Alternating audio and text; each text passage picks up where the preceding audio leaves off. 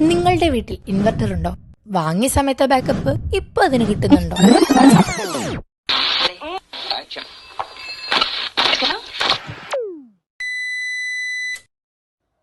മോളെ, ആ ഫാൻ ഒന്ന് ഓഫ് ചെയ്തേ. ഇൻവെർട്ടറിൽ ഇപ്പൊ തീരെ ചാർജ് നിൽക്കുന്നില്ല.